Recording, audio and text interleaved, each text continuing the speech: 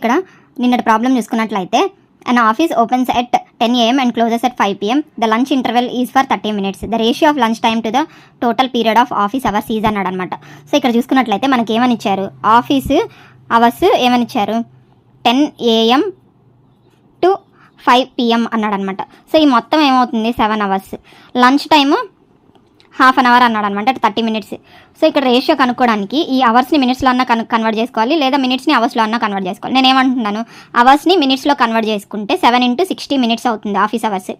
అయితే మనకి lunch time to office hours times కావాలి. So 30 minutes by 7 into 60, 31s 32s. So ఇది 1/14 అవుతుంది అనమాట రేషియో.